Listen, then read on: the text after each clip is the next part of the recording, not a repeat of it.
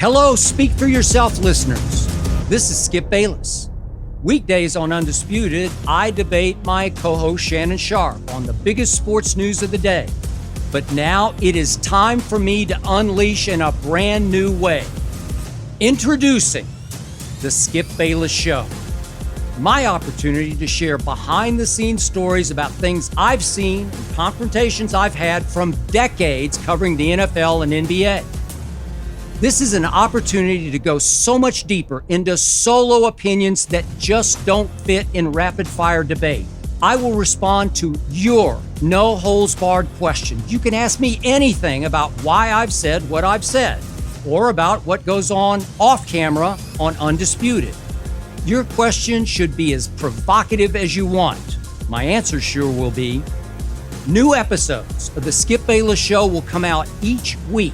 Make sure you subscribe on Apple Podcasts, Spotify, YouTube, and wherever else you get your podcasts. Welcome to Speak for Yourself as we honor the life and legacy of Dr. Martin Luther King Jr. today. Best way we know how, by working today.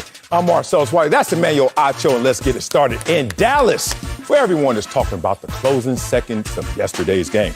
Dallas was down by 6 points when Dak Prescott ran for 17 yards, but Cowboys were not able to get back on the line and snap the ball in time, and the 49ers got the win. Mike McCarthy, Big Mike, said he had no problem with the play call. And Dak said, quote, "It's something we practice over and over again." Joe, who you blame for the Cowboys' loss? Come on. Three integral people. First and foremost, Mike McCarthy got to get big blame for the Cowboys' loss. Secondly, Dak Prescott has to get a major blame for the Cowboys' loss. And lastly, the fans and the expectations have to be blamed for the Cowboys' loss. I will explain. Okay. But we got to start with Mike McCarthy. Big Mike. So the Cowboys had 9 penalties yesterday. I believe they had 7 pre-snap penalties yesterday. There's a saying in football, you are either coaching it or you are letting it happen. Now, Mike McCarthy is clearly not coaching the penalties, so in my mind, he was letting them happen. If it was just Randy Gregory making 1 mistake, if it was just Randy Gregory making 2 mistakes, just one player, then fine, it's on the player. But at the point in which several players across the Cowboys team are having the same issue, then that's on the coach. Okay. Because you have to ask yourself, what occurred during a Wednesday practice? Who made a false start? Who had an offsides where Mike McCarthy didn't check him in that moment? Randy Gregory. Who had a holding penalty where Mike McCarthy just let it slide? Gregory. It's on the coach if you start to see the same thing happen in totality. And what we saw from the Cowboys yesterday was lack of discipline, a lackadaisical attention to detail, and not the maximal amount of focus when the Cowboys needed it. You can blame Randy Gregory and Cowboys fans, sir. You can blame CeeDee Lamb for a drop. Cowboys fans, go ahead. You can blame DeMarcus Lawrence at times. You can blame – no. If you see the same issue across the board, then who is the one person who deals with the entirety of the board? The one person that deals with the entirety of the Cowboys roster is head coach Mike McCarthy. Now, a little bit later, we're going to get into that last play, which everybody has an opinion about, and I'll show you exactly what defensive call the 49ers were in. I know their defensive coordinator, DeMeco Ryans, but as it stands right now, Mike McCarthy. Mike McCarthy, that's where you want to start. Man, they don't pay me enough to sit up here and have to eat all this crow. At least you could set the table. First of all, get a table. Give me a bowl, utensil, and some crow, because I know I got to eat some crow. I'm a Cowboys fan. I'm a former Cowboys player. And maybe I let my rooting interest get a little ahead of me to the point where I didn't see this team objectively as I should. I apologize, Emmanuel Acho, for all the counter takes that made you look not as beautifully blessed as you should be. All right, here's Marcellus Wiley right now in the flesh. Let's talk about who to blame. Everyone gets the pie to their face. But now let's look at how big a slice should everyone get. Let's start at the top. Who's to blame for this loss? Kellen Moore.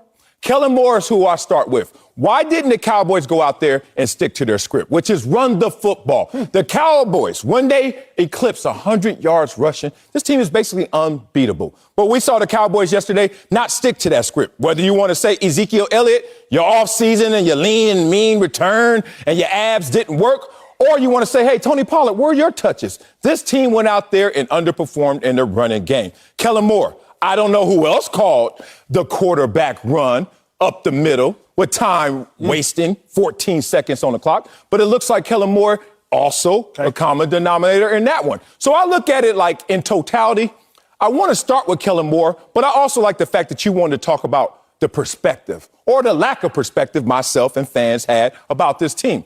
Let's just say this. Are people more disgusted that the 2021 Dallas Cowboys lost the game, or are people more disgusted that this organization once again lost a playoff game? I think that this totality of this situation is a cumulative effect. Here we go again. Here we go again, Cowboys, instead of looking at it for just this game only. Here's why I can't blame Kellen Moore, and here's why I don't think y'all should either. The only reason you would want to blame Kellen Moore, and I did it first, is the very last play of the game. Cowboys, what in the world are you thinking? Yeah. Running a quarterback draw out of the shotgun with 14 seconds left. It seems idiotic. But when I was in Philly with DeMeco Ryans, linebacker, he kind of taught me how to play the position, current defensive coordinator for the San Francisco 49ers. We had a defensive play call. And the defensive play call is called picket fence. It's what you do if there are 15 seconds or less in the game, the opposing team has no timeouts. Picket fence is simple. Now let's roll the tape. What picket fence is we are going to put a defender 5 yards deep, 15 yards deep, 25 yards deep, and we're going to put a defender on the sideline. You will not execute a play going to the sideline. So a QB draw is a great play call. The problem is receivers, go block. Go block somebody. Go get a block. Dak Prescott, he executes it. But now slide. You still have 9 seconds left. You got your 9 seconds. Dak Prescott, get the ball, hand it to the ref. Hand it to the ref. By the time you have 5 seconds left, the referee is right there. There's still plenty of time. But Dak doesn't hand it to the ref. By the time the ref touches it, it's game over. So while everybody wants to say that Kellen Moore made a poor decision to run a QB draw, based on the 49ers defense, DeMeco Ryans, defensive coordinator, called a play that I know dating back to 2013 with the Philadelphia Eagles when DeMeco Ryans was my linebacker and a team captain. That quarterback draw is a perfect play call against the 49ers defense. I don't blame Kellen Moore, and I definitely do not blame the refs. Dak Prescott had the ball with 5 seconds left. The referee was right there. It was poor execution. And that execution, in my mind, it starts and that execution stops with the head coach, Mike McCarthy, because they have run that play the duration of the season in practice. They just didn't execute it when it mattered, big dog. Man, big dog, if you want to come over here, come on over here. I heard that Freudian slip when you said execution starts with Kellen. Kellen Moore. You know what it is. It's Kellen Moore, man. He's just a common denominator between too many issues. Even the fake punt that was successful. And then they come back out in punt formation, which was unsuccessful because they get the penalty at that moment. Either that special teams coach, and that's Kellen Moore, offensive coordinator, in conjunction in that moment again. Once again, another blooper for the blooper reel of the Dallas Cowboys yesterday. I look at it like this. Kellen Moore, in that play right there, you and DeMeco Ryans, I don't know how many Super Bowls y'all won together. This sounds like the same amount as I did. 0. Here we go. You never run a play that you don't think you can score on. That's just a philosophy, unless there's one exception, and that's a kneel down. Other than that, offensively, why would you ever in that moment run a play where you know Dak Prescott has no chance to go out there and score? So now you're saying it's just about field position. It's just about this right now. We have 14 seconds to go. Dak Prescott, use your mental clock to know you need to get down and then still have some time left for us to run and execute the play for the next play. What are the chances of you going out there and executing the play perfectly? Perfectly. How many times we play in a football game, 60, 70, 80 snaps? How many of them were perfect? Think about what the Dallas Cowboys were asking Dak Prescott to do. Think about what they what they continuously say that they practice over and over again. In perfect conditions, maybe without referees, maybe with referees, but certainly not the elements of 14 seconds left in a do-or-die game. They were asking for perfection in the game they've been imperfect in the entire way. I don't see why you even put yourself in that position. Set yourself up for failure and still expect success. For 2 reasons. As so many people say, well, Acho, the Cowboys needed so much to go right in that final quarterback draw. Perfect. Do you all know how much has to go right on every given offensive and defensive play? You know this. I know this. A center has to coordinate with the guard with the tackle, a tackle with the running back who knows whether or not to help that tackle or not. A wide receiver getting a play call has to execute it perfectly. A quarterback has to throw a good pass if he gets a clean pocket. A running back has to execute. Everybody has to execute on every given play. It is a game of inches. The Cowboys made the right decision in running a quarterback draw as opposed to you could chance a Hail Mary 2 times in a row from the 50, but rather than chancing a Hail Mary 2 times from the 50, which not just has to be perfect, that now has to be lucky. Run a quarterback draw in that moment. The issue for me, Marcellus Wiley, is Dak Prescott. You're the leader of the team. What I love about that final play is this. The only person that had to touch the ball on that play, if we're not BSing around talking about the center, is Dak Prescott. I love it. Why? Because the game comes down to the leader, the captain, the most attention to detail paying, the highest paid. It's not, hey, Dak, throw it to CD, and now trust a second-year player to catch it, slide, give himself up, get up, hand the ball to the ref. It's not, hey, Dak, throw it to Noah Brown, a backup wide receiver. It's not, hey, Dak, throw it to Dalton Schultz. It's no. Dak, you're the leader of the Dallas Cowboys. You are the highest paid player in the league. You are the captain. You are the 6-year NFL veteran. You spent all of last season just watching and learning and studying for this moment. The Dallas Cowboys made the right decision to put the ball into the hands of the person who leads the team. All you have to do, Dak, run your draw, give yourself up at the 30-yard line instead of fighting for an extra 5 yards, hand the ball to the official. Or, Dak, you know what? You're a fighter. You've been a fighter your whole life. Fight for those 5 extra yards. You get tackled at the 25, 9 seconds left. Get up, get the defender off you, sprint to the ref. You could have given the ball to the ref with 5 seconds left. The ref was right behind you. The ref would have given it right down on the ground. The center would have snapped it. Dak could get the ball snapped. I love that the Cowboys gave the ball to their fearless leader with 14 seconds left. Nobody else touched it but $75 million Dak Prescott. But $75 million Dak Prescott did not execute. That's really my issue. At least execute. Now you got a chance. Rather than a Hail Mary, you're at the 25-yard line, and you've seen better than I. Justin Herbert at the 25-yard line, it ain't even a Hail Mary. It's just a bang 8 for 6. It's just a post for 6. So I love that in that moment, Sale. Nobody else touch it but $75 million Dak. Yeah, but I hate to do it, man, but it just sounds too poetic. It sounds too off-Broadway. Our fearless leader gets the ball and no one else touches it. Yeah, that may be the right guy, but it's the wrong time. It's the wrong play call for the right guy. You can't set up a play like this and then expect it to go perfectly, and that play was a setup play. The whole thing was a setup. Like, you're going down to set yourself up for what?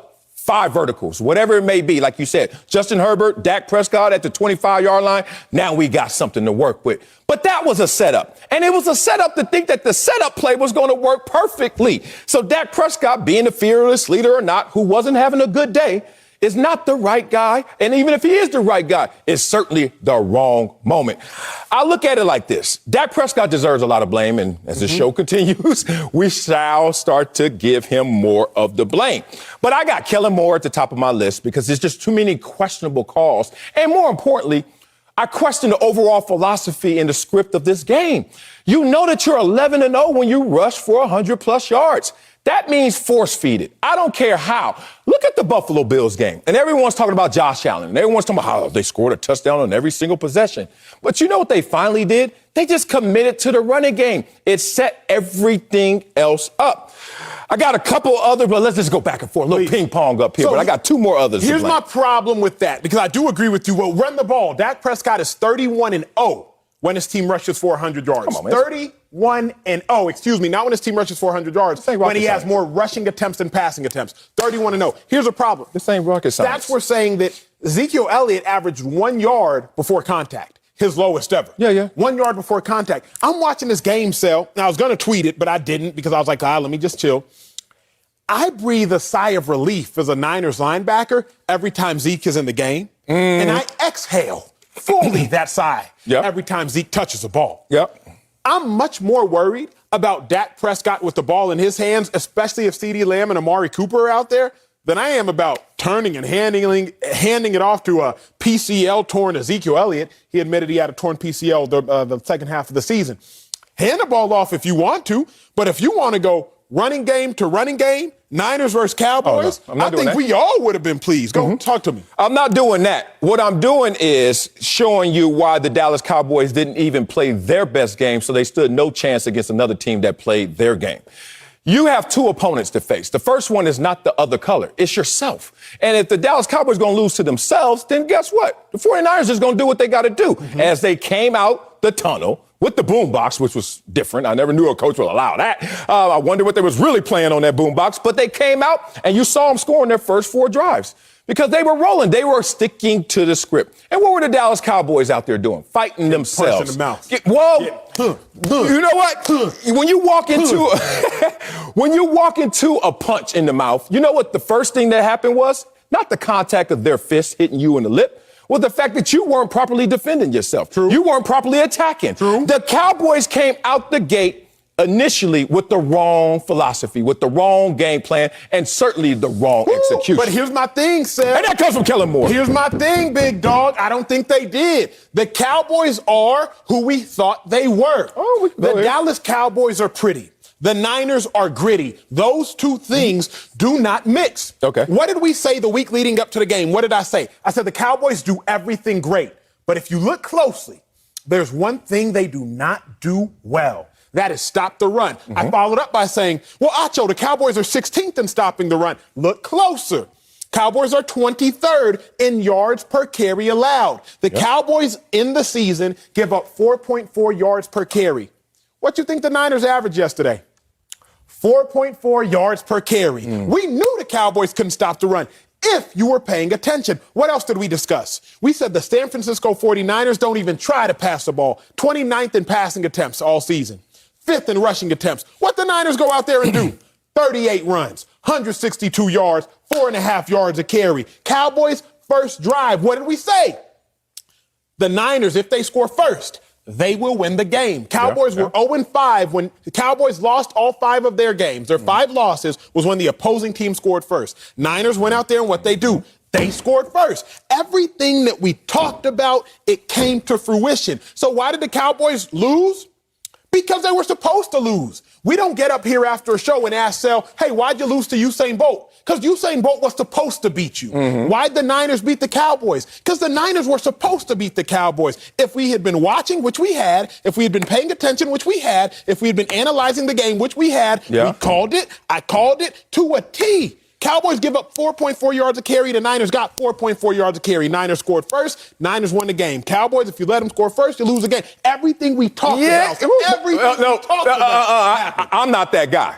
I ain't the one that want that type of credit. Like, I give me my credit, but don't you dare come out here and almost bust a turtleneck and a vest and talk about, yeah, we nailed it to a T. We did. This one, dog, I done missed a lot of takes, but this dog, they won by one play. And they won by a nail biter. And who took a breath of relief in that game before time expired? Not a single soul, including the San Francisco 49er faithful, to the point where this didn't go as scripted. This was stat selection. Right now, you nailed it. You nailed it in totality. You nailed it overall. I give you all that. However, dog, did you nail that Trent Williams was going to have mind control over Randy Gregory to the point where Randy Gregory, look, if you're going to get blocked, stay on sides and get blocked. Don't jump off sides and get blocked the entire game. Don't hold an offensive lineman and tackle him to the ground when not only is the ball carrier past you, but the offensive lineman can't make another block. Everything is past you. Randy Gregory is another person I want to highlight in terms of who I'm looking at. Like, bruh, you already made them go through hell just to get you on the field. And then you get on the field in such a critical moment, and this is how you perform. My last one is this. And this is something you led me to. This is real. You nailed some of the stats, but don't act like we called this. This one I called. When you call it? All of it. It took all 60 minutes. December 22nd, I called this one. Because on December 22nd, I said, I don't care who the Niners play. That's real. They will win their very first playoff game. I said after the Cowboys lost to the Chiefs, and you mocked me. After the Cowboys lost to the Chiefs, I said the Cowboys will lose their very first playoff game.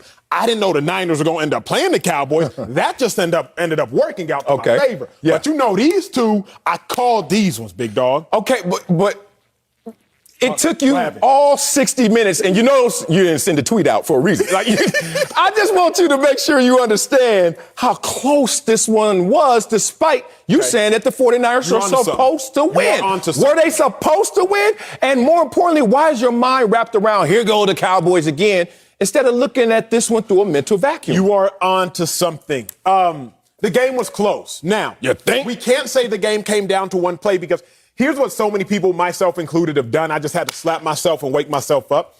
We all assume if the Cowboys wouldn't have run that QB draw, like they would have won.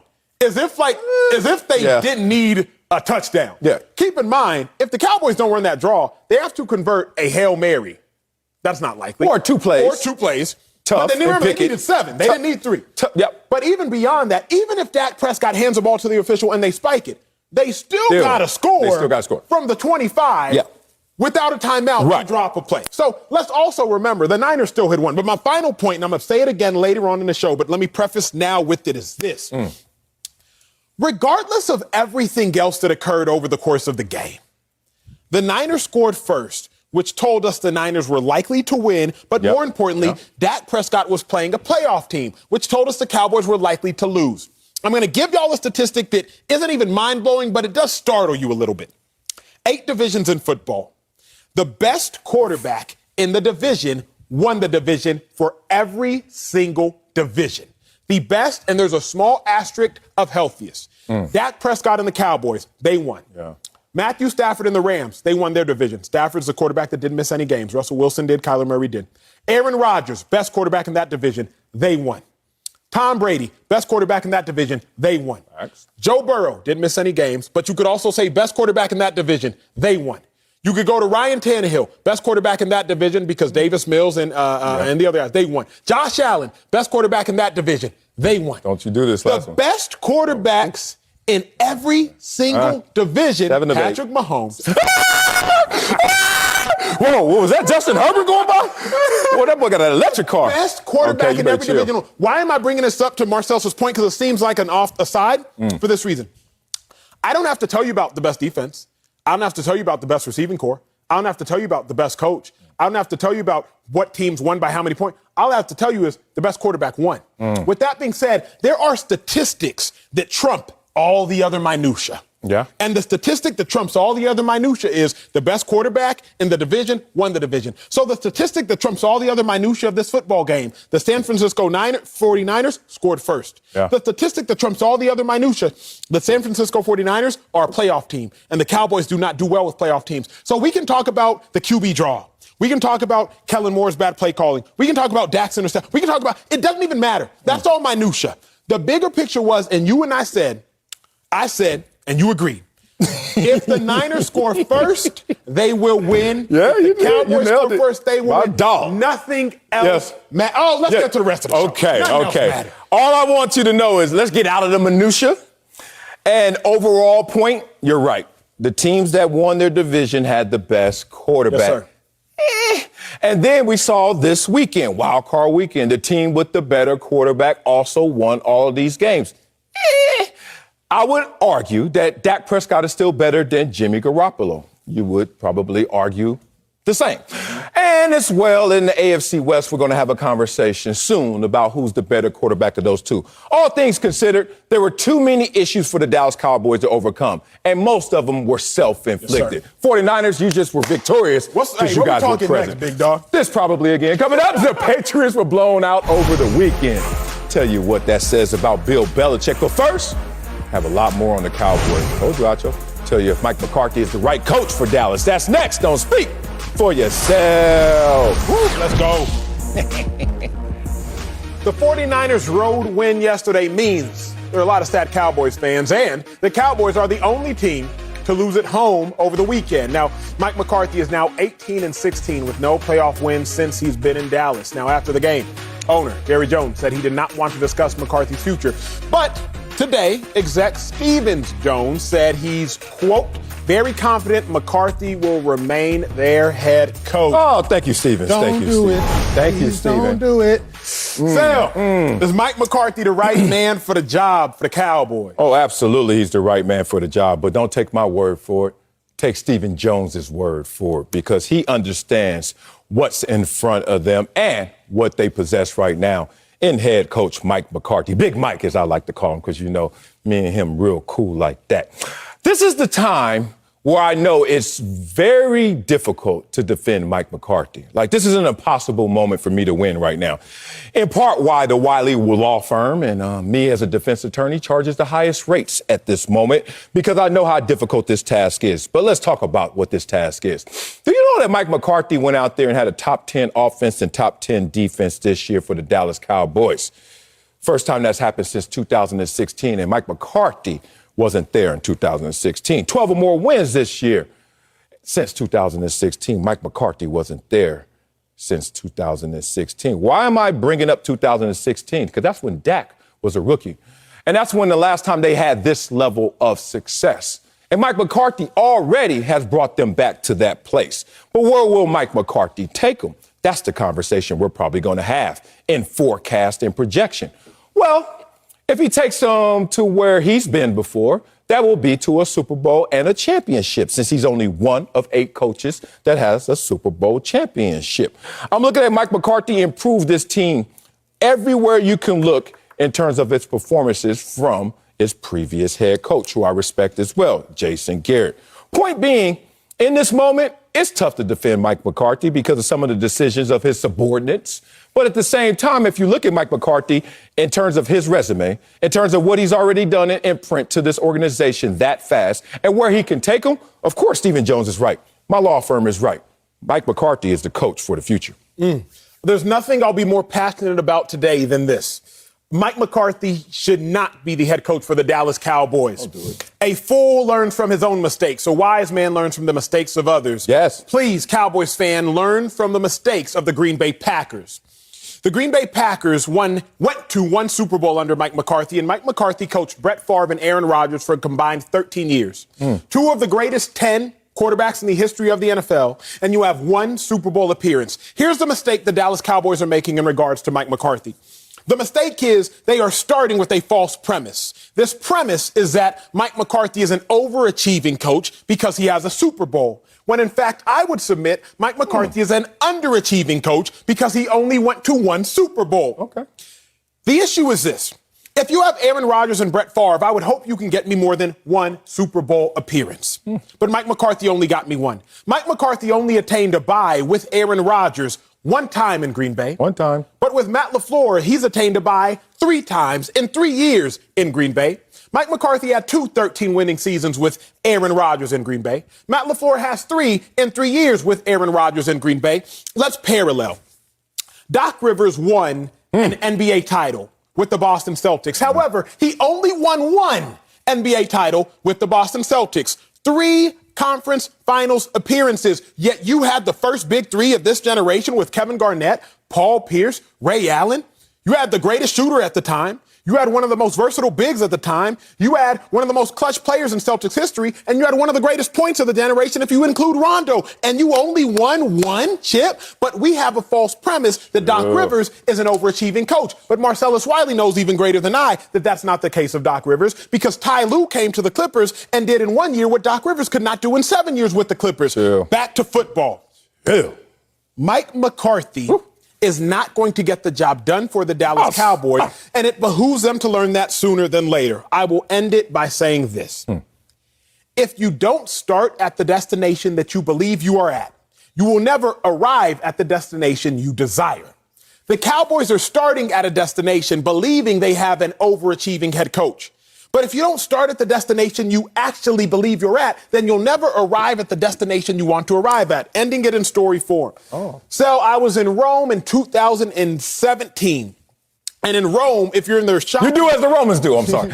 In Rome, in their shopping district, there are a whole bunch of different stores. And there's a map on the wall because I'm trying to go to a store called Brioni. It's a suit store. But outside of the Brioni that I thought was located, it gave me the directions to a new one. So I'm like, okay, bust a right, bust a left, bust a right, bust a right, bust a left. In Rome, they say buster? In my mind, I was saying buster. Rome, they was just giving me directions. Here's the problem, Sel. What?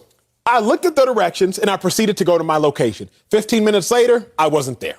So I backtracked. I went back to the map. I looked at the map again. I tried again. Do it again. 15 minutes later, I wasn't there. I went back to the map. I looked at the map and I realized, wait a second. I'm not starting where I think I'm starting at. Because I'm starting at a different starting point than the map is telling me to start at. So because I was starting at a different location than I believed to be starting at, I was never going to arrive at the location I wanted to arrive at because I wasn't starting where I thought I was starting at. As long as the Cowboys are starting with the false premise that Mike McCarthy is a quality, overachieving head coach, then they will never arrive at a Super Bowl because the whole foundation of the Cowboys' belief is erroneous. Fire. Man, that was so good. Oh, I'm sitting up here struggling to sit still on that one. Did you ever make it to Brioni? I did, bro. Don't look like it. Where your suit at? You never made it. And usually they have that star right there that says you are here. Not Rome. They didn't have it there? I know Rome and you are here stars. Lord, I have not been to Rome, but now with that recommendation, I probably won't go. You keep talking about A-Rod. You keep talking about Aaron Rodgers. You keep talking about Matt LaFleur and that relationship and that combination, and look what they are. What has that gotten them? Anybody? You know what you just did? You just gave me the perfect take that I could map on to Matt LaFleur in about 5 years when you say, you got Aaron Rodgers, except he probably won't even have a championship. You know they play the 49ers this week. Lord, what if they go one and done? I wonder if that take can be carbon copied onto Matt LaFleur and Aaron Rodgers. Be careful what you speak. It may come back to haunt you. Now, what I did like about that take, other than it was just beautiful, was the fact that you focused in on the franchise quarterback and the impact on that franchise quarterback to show the head coach's worth. Okay, you said Matt LaFleur and Aaron Rodgers, look at what they have right now. Look at the fruits of their labor. Well, let's look at the fruits of Mike McCarthy's labor with Dak Prescott. Has Dak Prescott improved under Mike McCarthy versus Jason Garrett? Obviously, yes. In yards per game, completion percentage, passing yards per game, 400 plus passing yards per game. Everywhere you look, the Cowboys have scored more points, average more passing yards, more takeaways, more sacks per game under Mike McCarthy than they were before. So wherever they started from before, we can have a conversation and an argument over that. They're better than what they were. Now, have they reached the ultimate goal? Are they Super Bowl champions? No. But if we had to look at the arrow, is it green pointing up or is it red pointing down? You would have to say it's green pointing up based on where the Dallas Cowboys used to be. I'm looking at this team and I'm like, why are we always focusing in on the one champion that we know that they have on their team and their head coach, Mike McCarthy? It makes no sense. Kellen Moore, maybe because he's young or likable or cuddly little cute face that people just want to say, nah, it's not on him. Maybe it's Dak Prescott because he says all the right things, but it's not on him. We look at Mike McCarthy. If this team's going to go anywhere, it's going to have to go where Mike McCarthy has been before. I look at situations like this, like the Masters, which we shouldn't call the Masters anymore out here, especially today. Good Lord. The primary, because you know when you go looking for homes now, this is the primary bedroom. So let's call the primaries, all right? Whatever. You look at that. If you win the primaries, you know what you have? An exemption for life, and you always get to return to that. Now, when it comes to respect of a head coach, I would think if you're one of only 8 active head coaches with a ring, maybe you should get an exemption in terms of your qualifications as a head coach, especially when you see improvements on the roster and you see improvement at the most important position, quarterback. But according to you, it's not going to happen there, but I think it should. Here's why I don't think it should, because if we do believe what you are saying, and what you are saying is inaccurate, then we are wasting away. What do I mean? If the Las Vegas Raiders were to simply believe, and John Gruden were to never be fired, that John Gruden was the greatest of head coaches, who knows if the Raiders make it to the playoffs this year? Because their coach appeared to be better than John Gruden, the Super Bowl winning coach. Matt LaFleur, in his 3-year sample size, clearly appeared to be better than what Mike McCarthy, the Super Bowl champion, had been doing in Green Bay during the latter half of Mike McCarthy's years. Yeah. My fear cell is, if we believe that Mike McCarthy is this Super Bowl champion and thus we should keep him as our head coach, the Cowboys are wasting and withering away. Keep in mind, why were the Cowboys successful this year?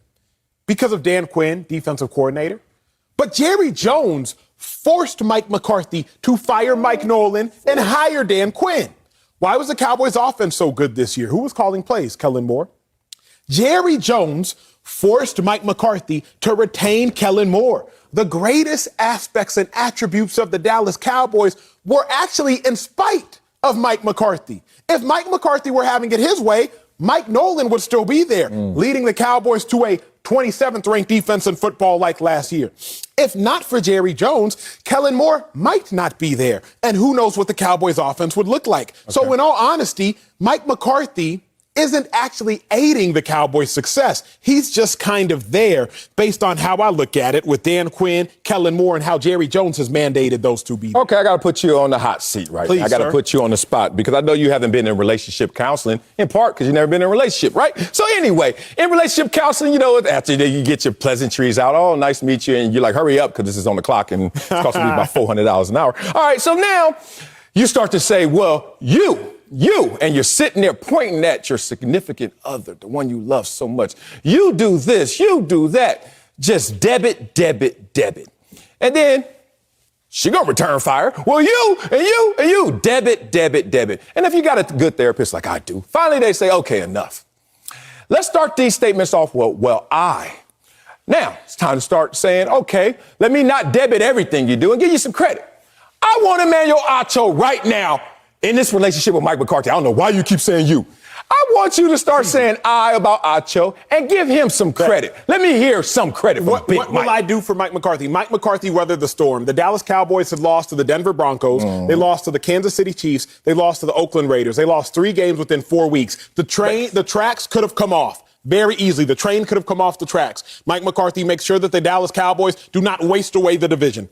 They beat Washington, albeit close. Then they whoop the Giants. Then they whoop Washington. But then they lose to the Cardinals. Then they whoop the Eagles. I will give Mike McCarthy credit for that because when the whole team could have been derailed, he made sure at least let's eat up our baby food. And then NFC East is baby food. But here is the problem, and we'll talk more about it later. Cliffhanger, teaser. Problem is this. Cowboys and Dak Prescott were 6-0 versus the NFC East. 5-6 versus everybody else. So all Mike McCarthy truly did, what I'm giving him credit for, is eat that Gerber baby food. I give him his credit. It just ain't a lot of credit, big dog. Oh, my God. I'm glad you don't go to therapy because it certainly wouldn't work with that kind of response. Your boy came back around and they said you once again, Mike McCarthy. Coming up, the Bills kept scoring. And I think they still scoring if they ain't called that game yet against the Patriots. Good Lord. Tell you if my Bills, I'm on the wagon, put the AFC on notice. That's next. Don't speak for yourself. Thursday night on FS1 is a huge night of college hoops, featuring some of the top teams in the country. Purdue, that's love, takes on Indiana at 7 Eastern. Then at 11, UCLA, hey, battles Utah. All tips off Thursday on FS1 and the Fox Sports app. Now let's get back to the NFL and Bills Mafia. Buffalo, my Bills dominated the Patriots on Saturday. Take that. Scoring a touchdown on all of their possessions, except the final kneel down. So what? Josh Allen finished with over 300 passing yards and 5 touchdown passes in the win. So Acho, did the Bills put the AFC on notice? Boy, they put the NFL on notice. The Bills had the most impressive performance of the weekend, and I don't even think that is a bold statement by any means. The Patriots only gave up 17.8 points per game. And the Bills put up nearly a 50-burger on them boys. Bill Belichick's worst loss in the history of his Hall of Fame, best coach in the game of football career, and that was your worst playoff loss at the hands of Josh Allen and the Buffalo Bills. If I was scared watching the game from my couch, and I don't even have a dog in the fight, I knew the Eagles ain't going to the Super Bowl, so I weren't worried for their sake. I was just worried as a fan of football, like, yo, Sel, if the Bills put it all together, they might be the best team in football. We always do this in sports. We always say this, man, if I play my best and you play your best, who's the best? Who's going to win? Yeah. Who's the best? I never thought that the Bills were the best if they played their best. Oh, really? No, I would have said the Chiefs still. I probably would have said the Packers still. No, if the Buffalo Bills play their best, they are the best team in football. I say that because the Bills are the most complete team in football. Their safeties, Jordan Poyer, Micah Hyde, dogs. That interception by Micah Hyde might be the best defensive play all season long. It did not look that spectacular, but if you look, they said he covered 14 yards in 2.3 seconds. The fact that he was sprinting head down, last second hands up, ball, catch, interception. My goodness. Beyond that, Josh Allen, you've been preaching Josh Allen since the day he got into the league, but 68 or 66 rushing yards, 308 passing yards. Special. 5 touchdown passes. We talked all weekend, man, Patrick Mahomes, he had 5 touchdown passes in 11 and a half minutes, an NFL record for most touchdown passes in smallest amount of game time. I would submit that Josh Allen's 5 touchdown passes against the New England Patriots were just as impressive, if not more impressive, than Patrick Mahomes' 5 touchdown passes in 11 and a half minutes. To do that against the Patriots, Bill Belichick's Patriots? Come on now. Last thing I'll say is this. Did the Bills put the AFC on notice? Did Buster Douglas put the boxing world on notice when he knocked out Tyson? The Patriots in totality aren't Tyson, but that Patriots defense, led by the greatest defensive mind football has ever seen, is Tyson. And the Buffalo Bills knocked out the Patriots defense, 7 touchdowns, 7 possessions, 2 kneel downs. That was the Bills' offense against that Tyson-like Patriots defense. So just like Buster Douglas put the world on notice when he knocked out Tyson, these Bills have put the world on notice when they knocked out that Patriots defense, because as close to anything, Mike Tyson is that Patriots defense led by Bill Belichick. You ain't got to convince me, big dog. You had me at hello. Let's just talk about this. Hell yeah, everybody on notice. And sticking with your Tyson example, Mike Tyson wasn't the same after he lost his trainer, Kevin Rooney. Y'all go back and look in the archives and understand that line of demarcation. Bill Belichick, without Tom Brady, maybe it's going to be a little different as well, but still respect the great. And I had a dog in this fight, obviously, because I played for the Buffalo Bills, and this Bills Mafia on mine. But I want you to understand that you should already knew that this team was the best team in terms of talent, in terms of potential. All they needed to do was execute. Now, you look at the Buffalo Bills, it's the team in the league that had the highest points per game differential. Vegas would say, oh, that's the best team right there. They spank people when they spank people because they're the most talented team. Only team in the league ranked top 3 in points per game and points scored. That's the Buffalo Bills, who I'm talking about. Now you look at the Buffalo Bills, all they had to do was go out there and put it together because we already got the pieces. The hard part for most teams is getting the pieces. The easy part for the Buffalo Bills should have been, and finally they showed it, is putting those pieces together. They had just 3 penalties in this game. Good Lord. No turnovers in this game. Good Lord. No punts in this game against Bill Belichick. Are you kidding me? Josh Allen, fully activated in this game. Who has the highest ceiling? I've said this before. I'm going to say this again. Who has the highest ceiling at that position is Josh Allen. And Justin Herbert right there saying, me too. But Josh Allen has the highest ceiling. Unfortunately for his team, they have the highest of highs and the lowest of lows. The Jacksonville game comes out and sticks out in your mind in terms of what this team is. But I'm looking at this team proudly, simply as one of its former members who still represent it, and I'm also going to do my job. There are 2 types of reactions that I see when I'm out with my son, when I'm out at the soccer games, when I'm out watching him do taekwondo, a little Bruce Leroy out there flipping, doing what he does. And I notice there's 2 types of reactions, and I'm one, and here's the other. The other is yelling for their kids, yelling at their kids, yelling with their kids. Every moment micromanaging it because they want the most out of their kids. The expectation is probably lower than what they actually see, so they're trying to drive their kids past that expectation. Oh, not me. When I'm out there with MJ, the expectation is high, but I also know he's going to put it together for himself. That's the only way it's going to work. So I'm the quiet parent. I'm the one silently looking at the Buffalo Bills, just like, y'all keep talking trash about this team with the highest ceiling. You keep focusing in on the lowest of lows. And watch this team, when they finally put all those pieces together, do exactly what they did against the Patriots. Dominate from start to finish. Big dog, my only fear, and not even a fear, my only sigh of frustration that they got to play the Chiefs already. Like, I really wanted that game to be. You don't think the Chiefs are thinking that too? I want that game to be an AFC championship game. I'm speaking as a fan. Okay. You feel me? I'm speaking as the Bills and the Chiefs deserve each other for the Super Bowl. They don't deserve each other to then have to go play another game to get to the Super Bowl. This is Bowser. The Bills and the Chiefs, they are equally Bowser in my mind. That final opponent in Mario, if y'all are not familiar or do not remember, big dog, Josh Allen, I said they got to drug test his arm. Not even him. Just the arm. Just drug test that arm, because whatever was connected to the rest of his body when he threw that thing that hummed 50 yards in the air for that tug, I was like, my goodness. I'm agree with you on this one. Yeah. Josh Allen has the most talent at the quarterback position. Now, that could be a complete waste of Marcellus and I's breath if he never maximizes that talent. But we say he has the most talent because he has one of the biggest arms. He's top 5 in arm and top 5 in mobility. Yeah. And you could go ahead and say he's probably top 3 in arm and top 3 in mobility. So if you factor in his ability to throw and his ability to run, Josh Allen's ceiling is limitless. It's unfortunate they got to play the Chiefs already. It's unfortunate the Chiefs have to play them already. But either way, Pat's going to be popping. You're getting ahead of yourself. Talking about unfortunate they got to play the Chiefs. Chiefs sitting there like, all right, Andy just showing up to the room. Okay, guys, great win.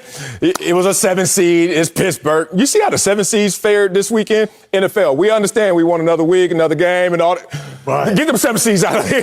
Philadelphia's down 31 donut, 42-14, and then it turned into 21. Let the 7 seeds play each other, and whoever wins, it don't matter. NBA style. Play-in champions like the Lakers or something. Do that next time. Good Lord, they got spanked. But don't you dare go there against Josh Allen and these Buffalo Bills. Like, they need to be scared of the Kansas City Chiefs. I say it's the other way around. Here's some fun trivia, sports bar trivia. Since you're at the sports bar, there's no bar in there for you, just sports trivia, because you ain't going to have a drink with your boy. Did Josh Allen have more incompletions or touchdowns? Touchdowns, 21 to 25, and only 5 touchdowns. And you think the Kansas City Chiefs that were letting the Pittsburgh Steelers hang in this ball game for about a quarter. But the point is, Kansas City Chiefs, Buffalo Bills, I don't even want it for the AFC Championship game.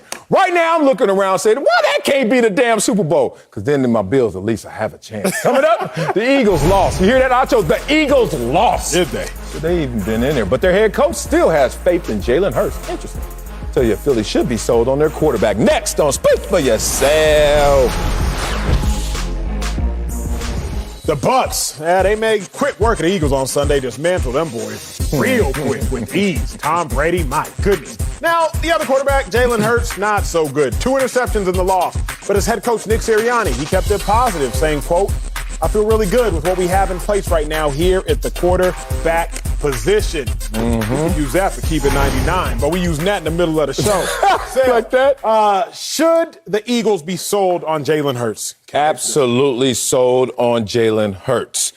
You got to keep perspective when you talk about young Jalen Hurts. You're talking about young Jalen Hurts in his first playoff game. Yes, sir. You got to understand what he was going up against. He wasn't just going against the GOAT in Tom Brady, but a Super Bowl championship winning team in the Tampa Bay Buccaneers in his first playoff game. You remember when Peyton Manning had his first playoff game against the Titans back in 2000? You was an itty-bitty. Remember that Gerber baby food you were talking about last block? You were nibbling on that. 62 passer rating. Peyton Manning. You? Okay. Josh Allen in his first playoff game. Remember that? Bad News Bears, spazzing, ball going backwards. People are like, what is going on with him? Losing to the Texans. 69 passer rating. Those are not Super Bowl championship teams you're talking about either. And those are some great quarterbacks that struggle in their first playoff game. Eli Manning, etc. The list is long. I didn't pay particular attention to your career because I was out here doing this. You know why? How much to pay attention to? Shut up. It's not because of that. Because you play defense and linebacker. Who cares? But the point is, Acho, tell me, because I know this wasn't the case for me and for many others. Were you 5th in the NFL in history in any category? No. Like top 5 ever? And water-handed. That's why we're both here. I'm in the same boat, big dog. Not even close. Add 2 more digits, maybe 555th and something. But Jalen Hurts is sitting there saying, hey, man, my first couple of seasons, I'm 5th in NFL history in terms of most passing and rushing yards combined. Why do I bring up that list? Because sometimes you can get a stat and be like, yeah, that's kind of meaningless, until you see who's on that list and it makes it meaningful. He sits there at number 5. Who's number 4? Deshaun Watson. Is he a good quarterback? Beast. Who's number 3? Justin Herbert. Is he a good quarterback? Beast. Who's number 2? Patrick Mahomes. Beyond the beast. And number 1, former MVP in himself, and Cam Newton. I don't see any scrubs on that list. So if Jalen Hurts is on a list where there are no scrubs, I'm going to bet in him, and I'm going to bet on him going forward. Plus, a bird in the hand beats 2 in the bush. I'm not going to the draft, I'm not going elsewhere and hoping and rolling the dice. I know what I got in Jalen Hurts. Let's continue to see that improvement. I like your take. But the Eagles have to have a very sobering conversation about Jalen Hurts, which will lead them to realize maybe he's not the starter. Let's go. The biggest defense of Jalen Hurts is he's only started 21 games. Here's the problem. Look at his peers. Patrick Mahomes threw 20 starts. 16-4, was an NFL MVP, had NFL records of 60 passing touchdowns, 6,600 yards, and he had 13 300-yard games. Justin Herbert threw 20 starts. He was an AFC Offensive Rookie of the Year. He had the most completions in NFL history, 535. Second most passing yards in NFL history with 5,900. Continuing on, Dak Prescott threw 20 starts. He had a 15-5 record. He had an MVP vote. He led his team to a 13-3 playoff bye. He made the Pro Bowl.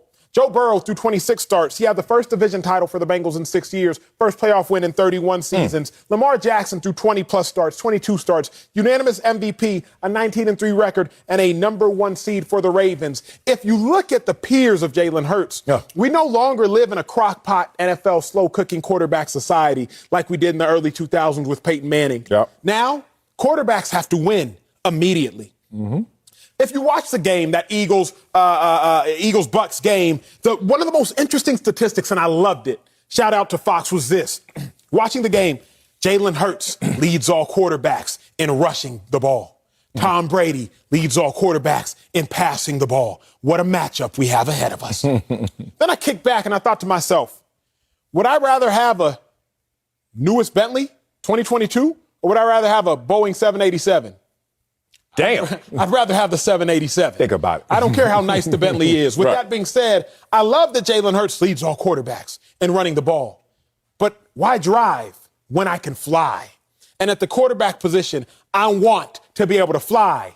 Eagles fly. So with that being said, Sal, no, I'm not sold on Jalen Hurts. I will tell y'all even more importantly as to why you shouldn't be here in a moment. Yeah, I understand what you're saying in terms of peers, and I understand what you're saying in terms of what the temperature is in terms of judgment. It has to be fast, and you have to see immediate success. But that doesn't mean you have to always subscribe to that, because there is some things you have to slowly cook. Do you put a baked potato in the microwave? It's on the border, right? That's the border one. Doesn't come out as good as that oven, but who got an hour for it, right? Put it in that oven. You're going to wish you had done it in the oven.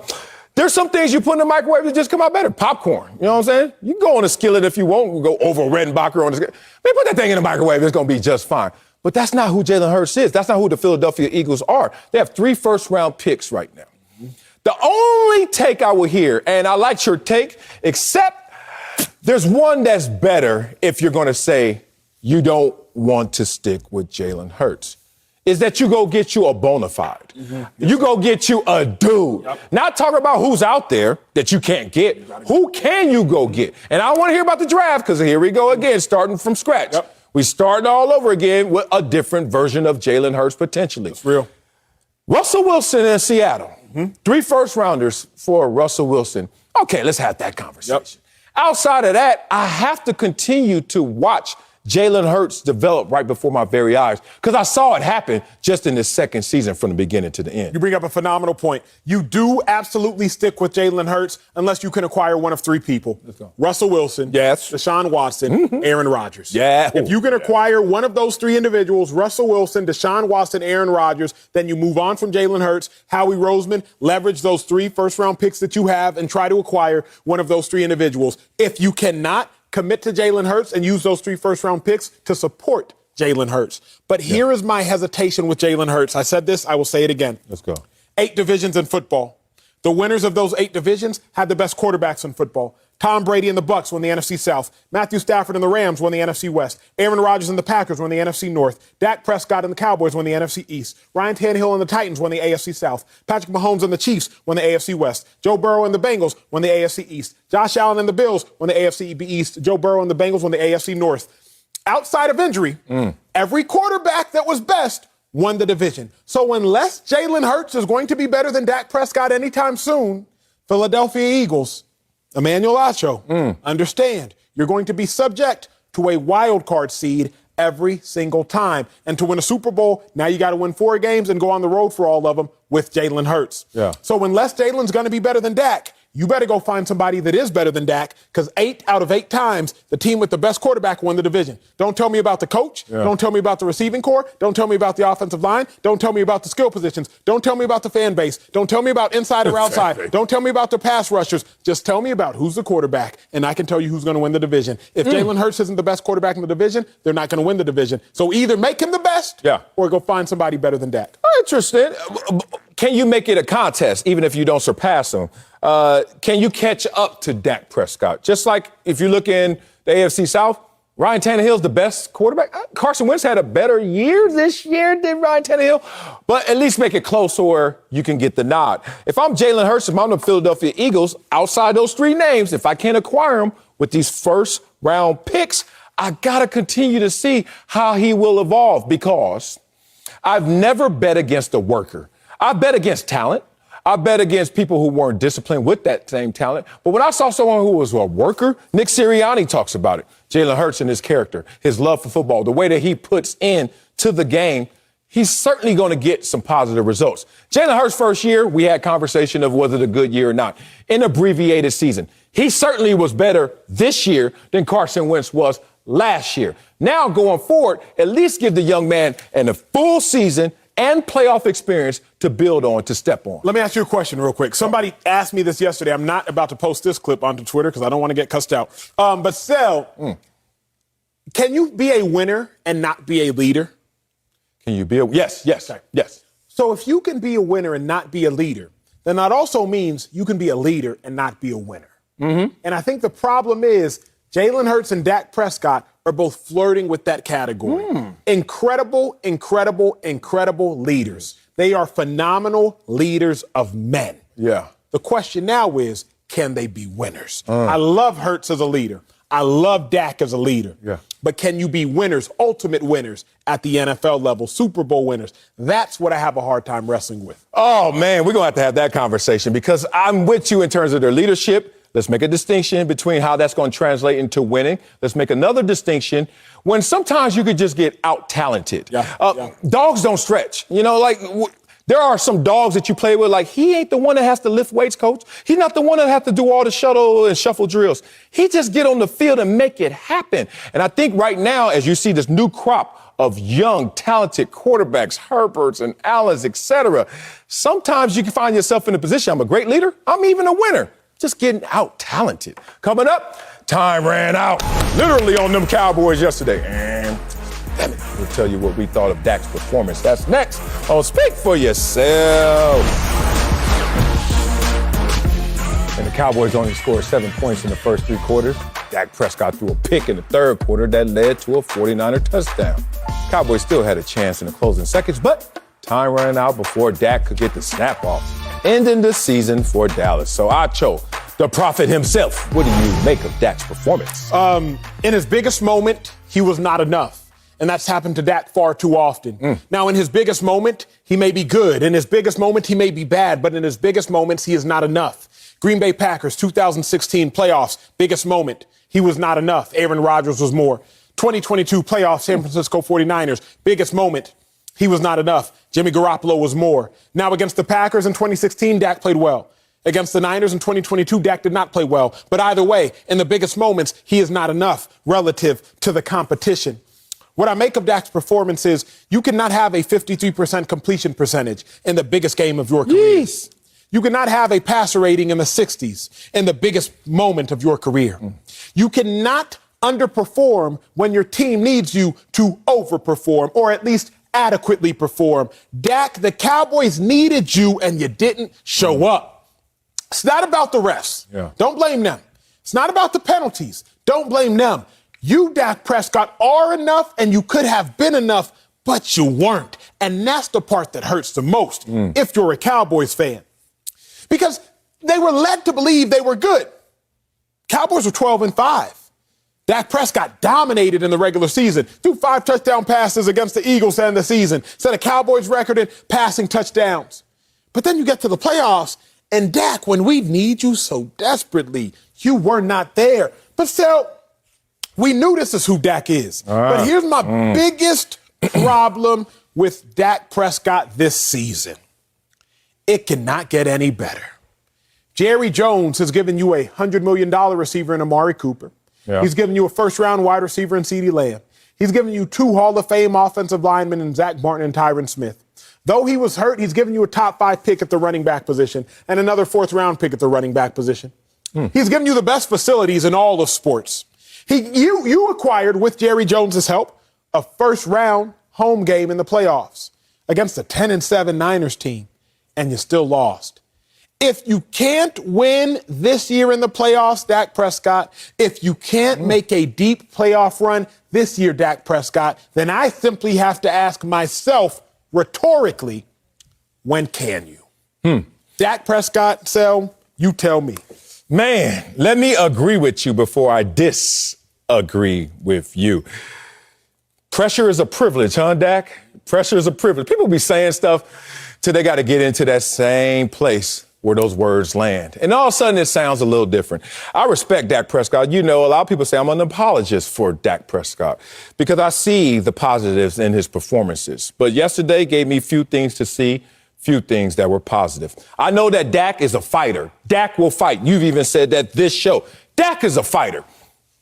Let me tell you one thing that a fighter doesn't want to see is a bully. Let me tell you why. Because a fighter is thinking, hey, we are going to go into this contest with some, let's just say, some rules that are going to be unspoken. But we know how to respect it. We're fighters. That's why Floyd don't want to do UFC. One, because he's old as hell. He's like, look, I'm making money just fighting fake fighters. Why would I fight a real UFC dude? But more than that, because there's another level to fighting that is just like there are no rules. Dak Prescott has to understand when he gets into these playoff situations, there are no rules, man. It turns out how far cats gonna dig to fight for their playoff lives. And I see Dak sometimes, I wonder, how deep is he digging to find that fighter who has to now bully the bullies? You talk about it. The Dallas Cowboys are pretty and the 49ers were gritty. And this is what makes me think about Dak Prescott in not so positive of ways, in positive light. Dak keeps it okay, kosher. He's going to say the right things. He's going to try and do the right things. And that's how it's going to be played. You watch the end of this game. This told me something. Dak Prescott told me that he was prepared for that moment. We run the quarterback run and we get the ball down and the referee comes in. He places the ball. We know how to run that play. We've done it over and over again. If that's the case, why didn't Dak Prescott give the ball to the referee if he knows that ultimately the referee has to do something with the ball? This is the same referee that we saw earlier in the game on the punt where we were like, yo, he's having some issues placing this ball. Time is elapsing. I'm saying that Dak Prescott has to go to another level, big dog, and he's going to have to lead his troops to another level. Where I disagree with you is this. It ain't like this is the best it could be. It can get even better. It could get even brighter. They had 3 All-Pros on their team this year. 2 of them played in their first playoff game ever. Think about that. And Dak Prescott wasn't one of them. Mm-hmm. If you look around at this talent, not only is it ripe with talent, but it's young in terms of its talent. They have better days ahead if Dak Prescott could go dig beyond that fighting level to the no rules, it's time to bully level. So I think the biggest lie told in sports this year starts with if Dak Prescott. Think about that for a second. You sure? The biggest lie told in sports this year starts with if Dak Prescott. Man, the Cowboys' days ahead are bright if Dak Prescott could. Man, the Cowboys going to win the Super Bowl if Dak Prescott can. Man, the Cowboys, that nobody can stop them if Dak Prescott. Everything is contingent upon if Dak Prescott. But the problem is Dak Prescott hasn't. I'm not going to say Dak Prescott can't. That would be rude and disrespectful. Seattle game? But I will say Dak Prescott hasn't. Russell Wilson? Right after that Seattle game, there was a Jared Goff game. And as much credit as we give Dak for the Seattle game, we have to then also talk about the Jared Goff game, albeit Zeke did not show up either. Here is the issue with Dak's performance. Okay. Man. Nick Bosa, maybe the defensive player of the year, but TJ Watt is so outlandishly good that Nick Bosa was probably the second best defensive player in football this year. He didn't play the second half for the 49ers. Fred Warner, one of my favorite linebackers in football, been an All-Pro just last year, a beast. Did not play the final 3 possessions for the 49ers. Jimmy G nearly gave the game away. He tried. I mean, he tried. He legitimately tried to give the game away. Here you go. And Dak, you would not take it. So I refuse to continue to say, if Dak Prescott. If Dak Prescott. If Dak Prescott. Eventually, we have to come to terms with the fact that Dak Prescott won't.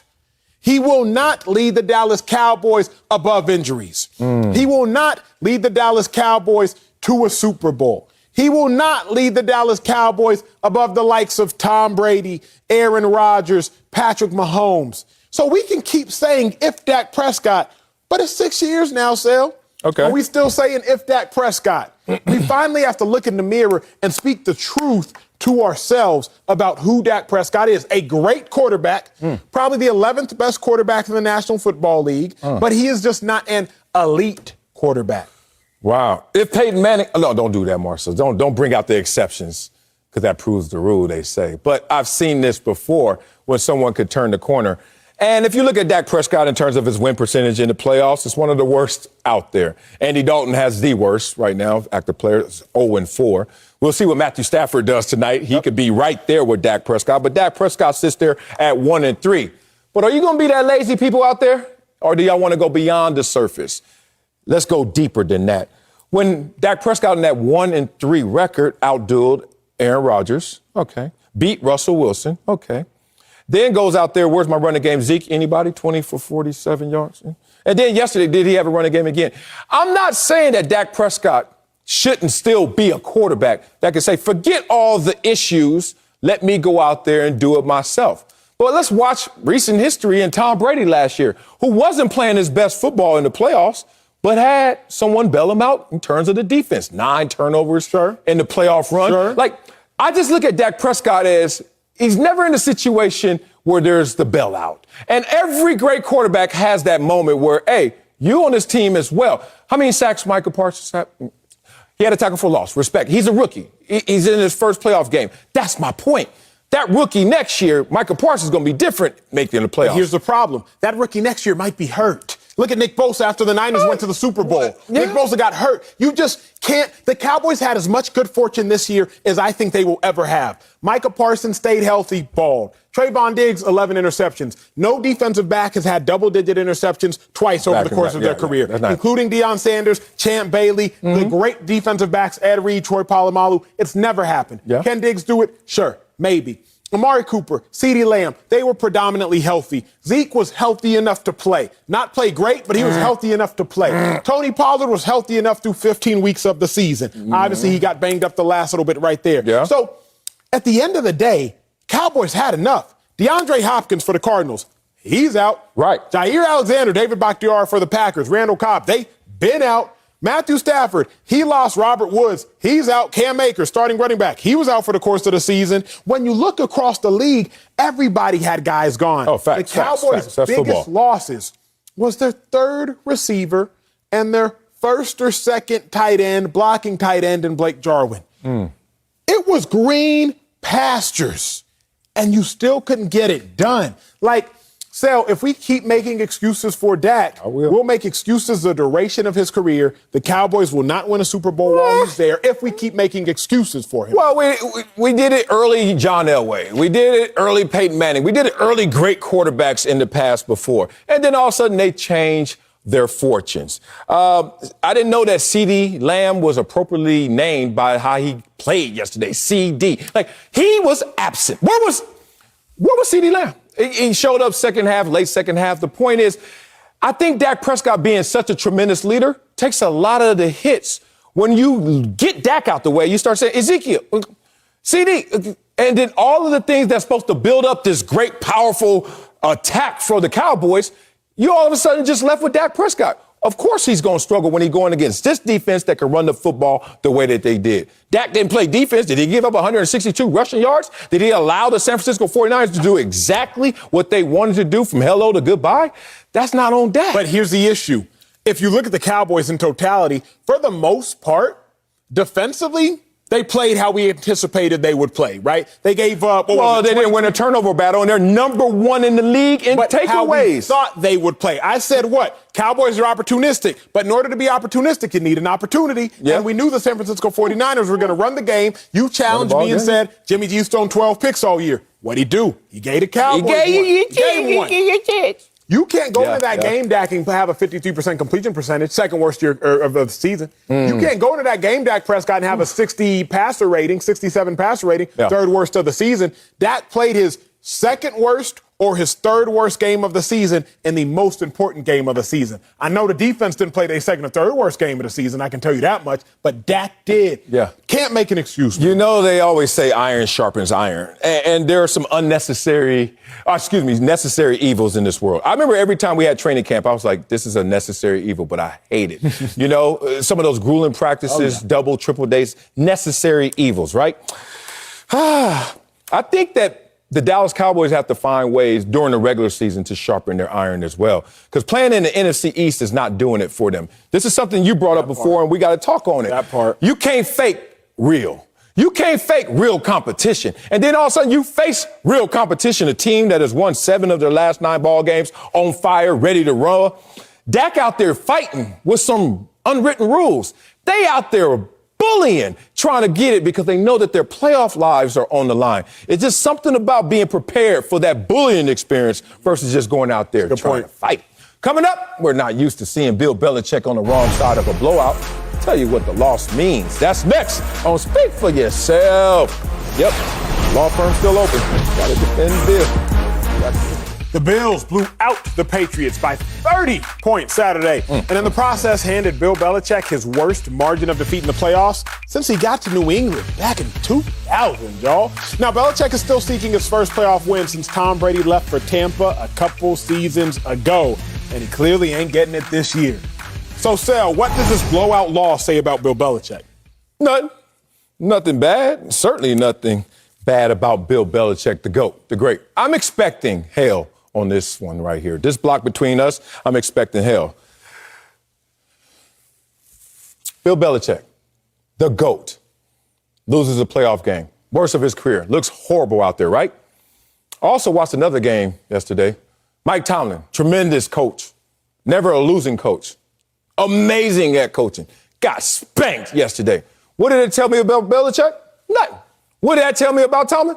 Nothing. Except maybe at the most important position, you got a question mark. Now, with Mac Jones, it's an easy question mark to answer. He's a rookie. What did you expect? Who's the more talented quarterback, Mac Jones or Josh Allen? Okay. Josh Allen's the most talented quarterback at the position in the entire NFL. Who had better weapons, Josh Allen or Mac Jones? Josh Allen, like, he had the best receiver, second best receiver, third. When are you going to stop me before I get to the Patriots in terms of their weapons? All that said, I look at Bill Belichick as an improving coach off of last year's performances based on his team and where they fared. So if Belichick at this age is still not only the GOAT, but improving teams year to year with a rookie quarterback, getting them into the playoffs, I got nothing but respect for the guy this year, except a question mark at the most important position. That will be answered as long as Mac Jones continues to improve. So, for me, it's not what did the blowout loss say about Bill Belichick. I'm asking myself, what did the blowout loss say to Bill Belichick? Oh, okay. Because did the blowout loss whisper, you might need Tom Brady? Did the blowout loss whisper, what you still doing this for? Did the blowout loss whisper, maybe it's time to hang it up? I think about the greatest basketball coach in my mind, Phil Jackson. Okay. The greatest basketball coach in my mind. I remember, because I'm a Dallas Mavericks fan, after the Mavericks swept the Lakers en route to winning their first NBA championship, I believe it was 2011, that season, Phil Jackson hung it up. Temporarily, obviously. He hung it up. Yeah. He still had the late, great Kobe Bryant on his squad, but he was like, hey, I don't want 6 of them things with the Bulls. I don't want 5 of them things with the Lakers. I'm not about to be out here getting smacked and embarrassed, swept by the Mavericks. Nah, I'm out. Tap, tap, tap. Coach, get me out. Yeah. Bill Belichick's like, yo, I don't want 6 of them things with the Patriots, and now I'm out here getting embarrassed by this 24-year-old, 25-year-old, quarterback and Josh Allen. Sean McDermott out here giving me the business?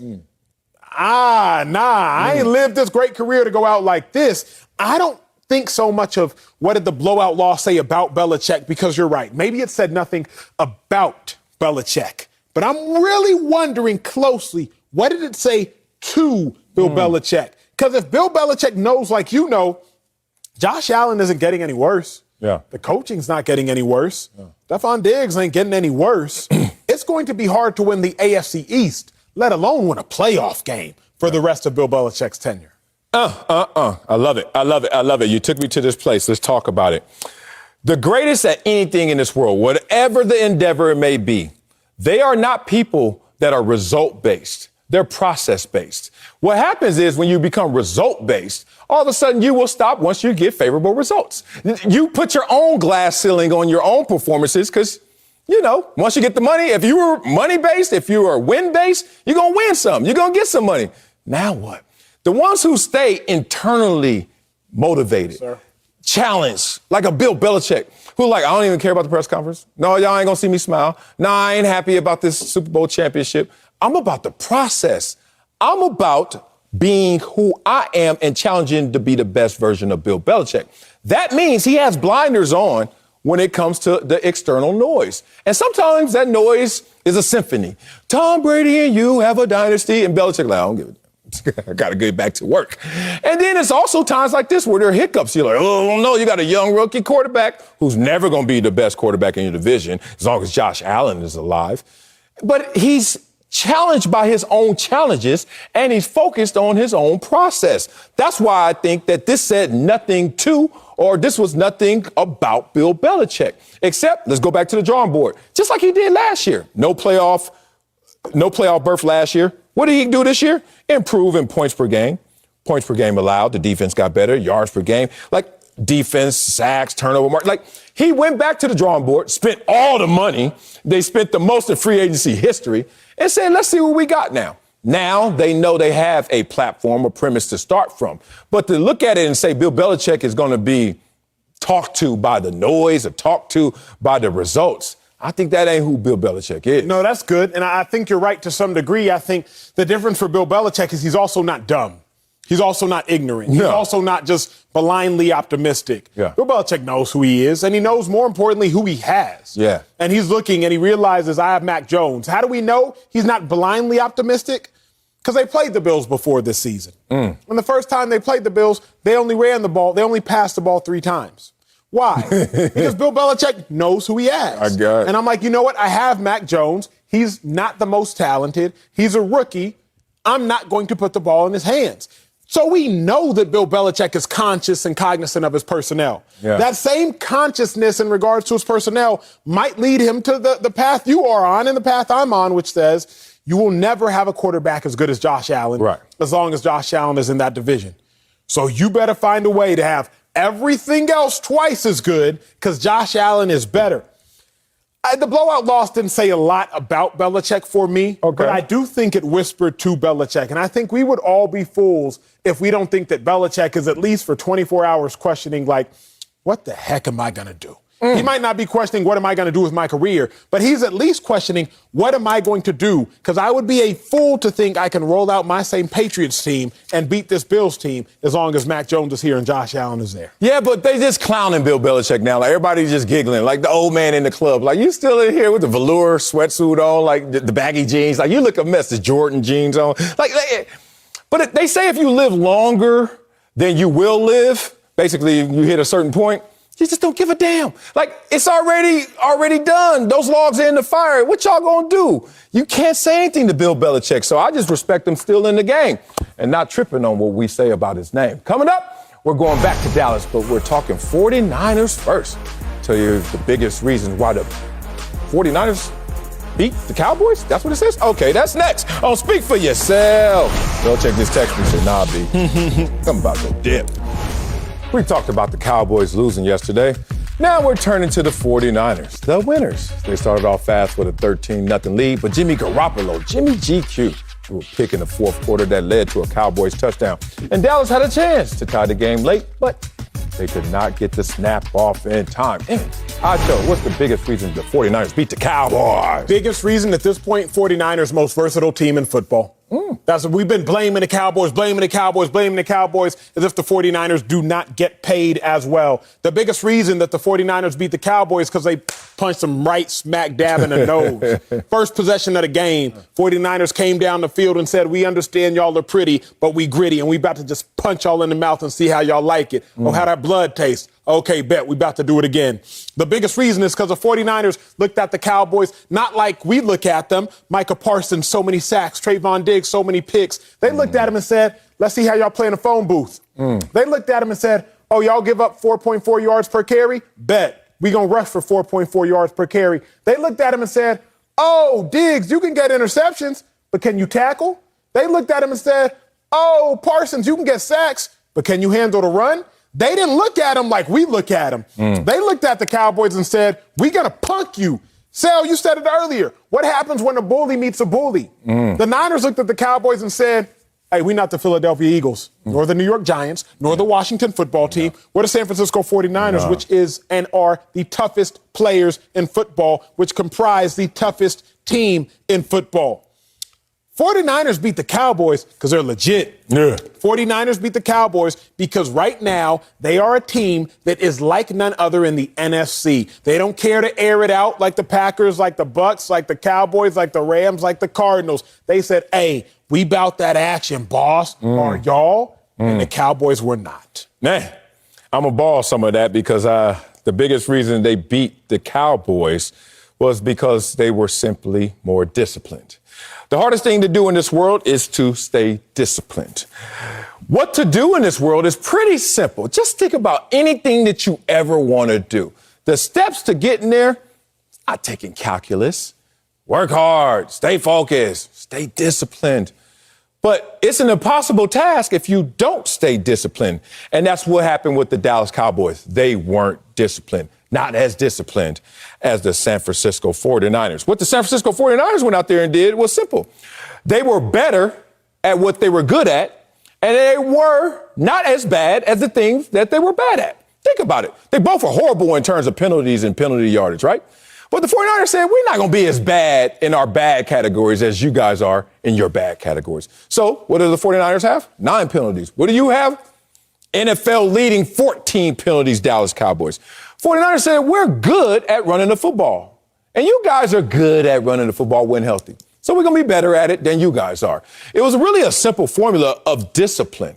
And I saw it come to play first quarter, coming out the tunnel, boombox, and they just stayed disciplined. They ran that football. Jimmy G was playing disciplined football. It wasn't until they lost their discipline. It wasn't until Jimmy G had a couple mistakes that all of a sudden you started to see the Cowboys enter the picture. Outside of that, it's one of those mashed potato games. Like you said, in a phone booth. It's pretty simple. Just stick to your discipline.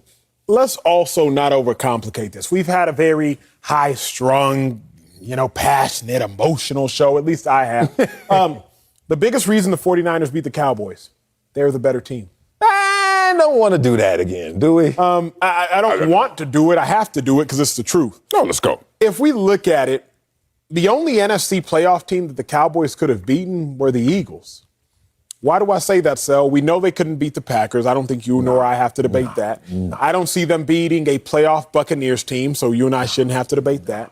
They just lost to the Cardinals, so I really don't see that happening. Yeah, but you know how they Rams, I don't necessarily see them, but sure, we can say toss-up on the Rams if you'd like. But if you can't beat the Niners without Nick Bosa, 16-sack Nick Bosa for a half, and without Fred Warner for the final 2 possessions, the most important possessions of the game, you were just never going to beat the Niners. Now, it so happened that you had 9 penalties in this game, and that's partially why you lost, or maybe because Dak Prescott threw a bad pick, or that's why you lost. Maybe because CeeDee Lamb dropped a pass.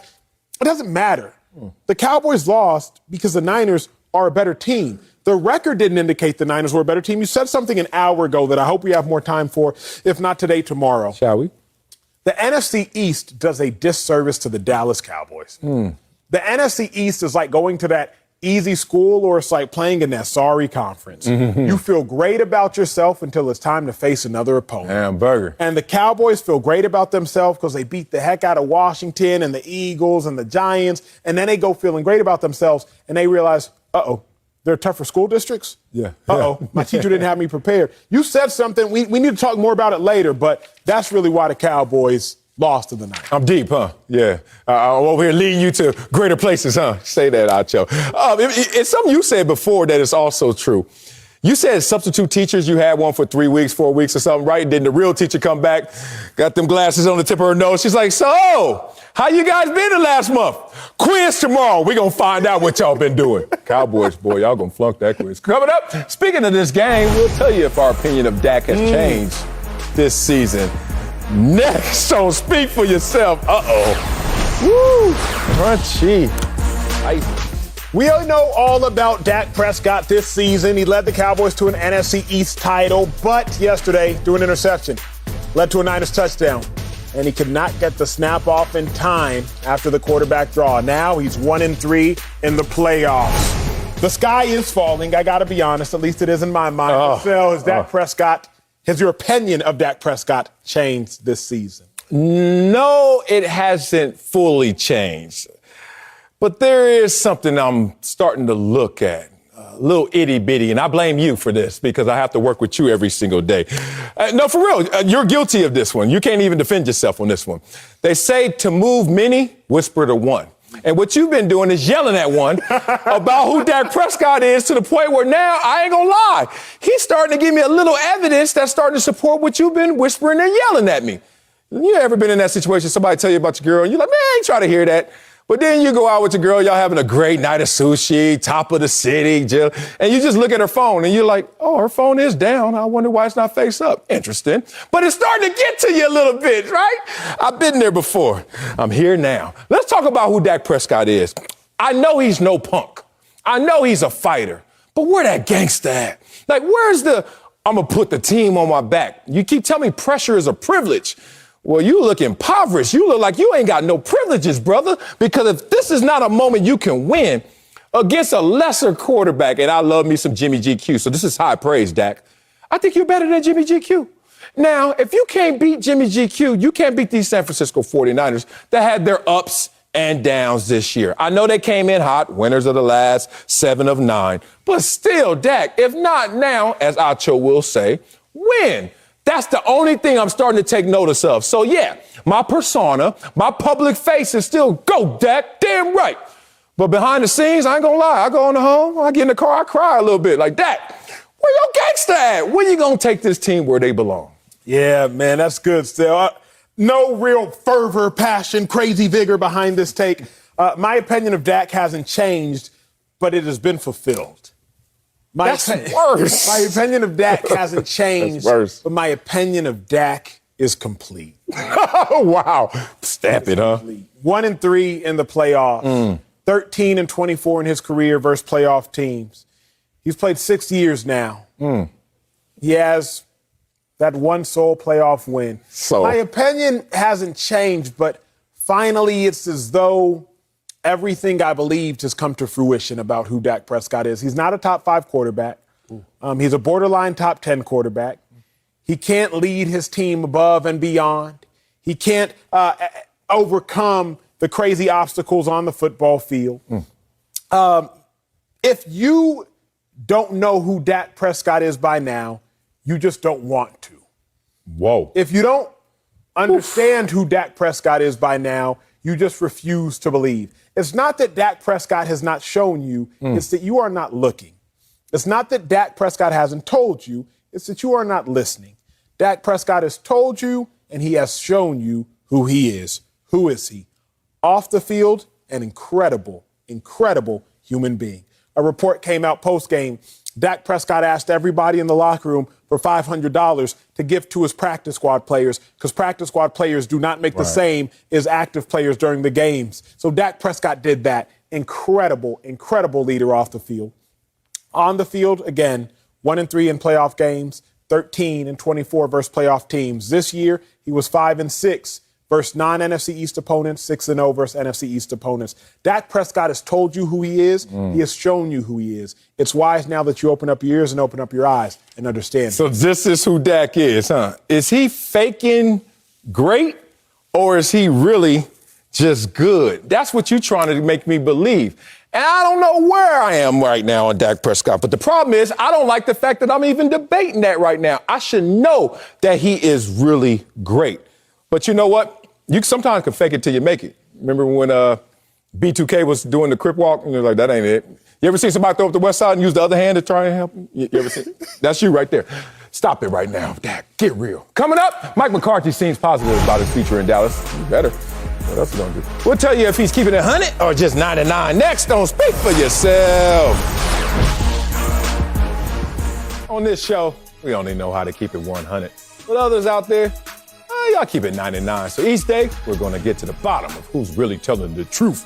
Case in point, the Cowboys lost. Questions about Mike McCarthy's Big Mike Eminem, his future as the head coach in motion. He was asked about it yesterday. Take a listen. I don't have any concerns. I'm proud to be standing here today. Proud of my football team.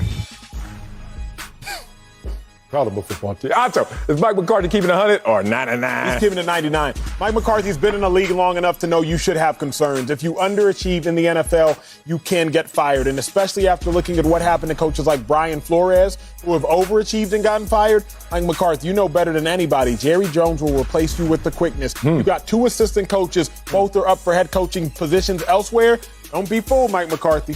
Yeah, but Jerry Jones is more patient than impulsive, unless it's a defensive end that is not living up to his contract. Then he get rid of him real quick. But other than that, with coaches, he usually give him an extra year. I think that's going to be the case with Mike McCarthy. Only thing that made me step back and say, yeah, you keeping it 99. You proud of what your boys are doing. You're proud of where you are right now. Mike McCarthy, you're a Super Bowl champion. Nice. Talk with that confidence. Talk with that arrogance. You ain't proud of this. That's it for us. Fox Bet Live is next. Y'all thought about your dad?